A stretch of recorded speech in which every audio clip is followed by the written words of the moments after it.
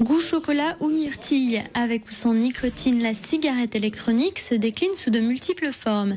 Mais sa composition, elle, est toujours la même. Une batterie, un liquide aromatisé à inhaler et enfin une diode luminescente pour simuler la combustion. Une cigarette qui séduit de plus en plus. Selon certains vendeurs, près d'1 million de Français en feraient désormais l'usage. À Montpellier, 2 magasins spécialisés fournissent déjà les clients. Je suis extrêmement satisfait, j'étais un gros fumeur et j'ai arrêté du jour au lendemain grâce à la cigarette électronique. J'ai regardé un petit peu sur les différents forums.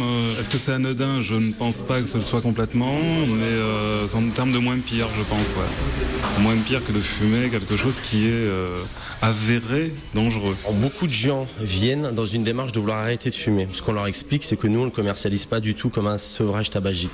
Il y a rien n'a été prouvé jusqu'à aujourd'hui. On le vend comme une solution pour pouvoir réduire sa consommation, c'est-à-dire très facilement pouvoir enlever toutes les cigarettes inutiles.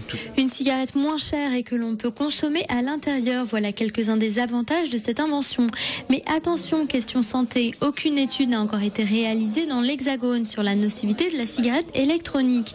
Et la NSM, l'Agence nationale de sécurité du médicament et des produits de santé, en a interdit la vente en pharmacie. Elle recommande même de ne pas en consommer, principe de précaution oblige. Le problème de la cigarette électronique, c'est que bien sûr il vaut mieux l'utiliser que de fumer. Le tabac, mais ce sont des produits qui n'ont pas été franchement évalués. Quand on regarde des études cliniques, même au niveau mondial, il n'y a pas de preuve comme quoi c'est totalement anodin. Il y a certains produits, il y a des solvants, il y a du propylène glycol. Ce sont des substances qui, au long cours, n'ont pas été évaluées et notre agence française de médicaments ne les recommande pas à l'état actuel des choses. Considérées donc pour l'instant comme un bien de consommation courante, les cigarettes électroniques font actuellement l'objet d'une enquête de la part de la Direction générale de la concurrence, de la consommation et de la répression des fraudes.